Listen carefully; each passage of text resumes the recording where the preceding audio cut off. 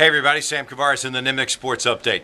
Big win for the Florida Gators against Alabama. They win 78-51. I mean, just a blowout. Not a problem whatsoever in the second half. And it showed the versatility of what their team is. It showed how good they can be. They're now 23-6. And two of those losses, don't forget, are to JU and UCF early in the season. Florida is so good against the top 100, against the top 50.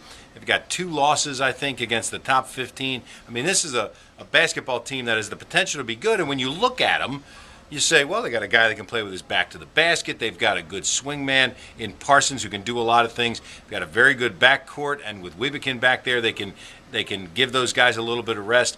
They have potential to be good, and when they play very well, as they did against Alabama, that's what can happen against anybody because they have all the elements. The problem is they go cold, they got no shot because there's nobody there who you can count on night after night. Parsons is a candidate for the Player of the Year in the conference. Be very interesting to see how that voting goes down because he can do it all. Go to the basket, rebound, shoot the three, mid-range jumper. He's got all of that. And Florida may not be a force in any tournament, but they may be in Tampa for the NCAA tournament. That's the interesting thing. The first and the second round that was held in Jacksonville last year is being held in Tampa this year.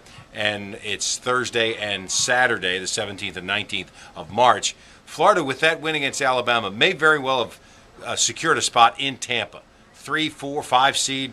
Hard to say based on what happens in the rest of the year, but still, Tampa would be a good spot for them, and they'd be very happy to go there. It would be like a home game at the St. Pete Times Center there in downtown Tampa. They finished the regular season against Vanderbilt. Real quick, real good win for the Magic last night against the Knicks. I mean, the Knicks aren't world beaters, but everybody's like hot about them because of the stars they have on the team, and they come to town.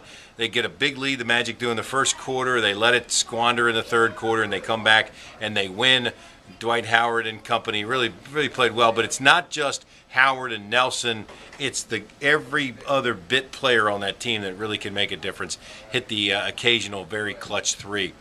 Orlando's not good enough to beat Boston, maybe Miami, I don't know, or the Lakers maybe, or the Spurs, or who knows about the Hawks or the Bulls, but they're close. It's a shame that they couldn't figure out one more player to get the job done. And the NFL and the NFLPA are supposed to meet again this week. They met on Tuesday, but the big news is that ruling by the judge that says that the owner's $4 billion guarantee from the networks is null and void and illegal, and that money will have to be held in escrow, that it was negotiated in bad faith. Takes away a big bargaining chip for the owners, a lot of the leverage that they were going to have. We'll see if it forces them back to the table in earnest.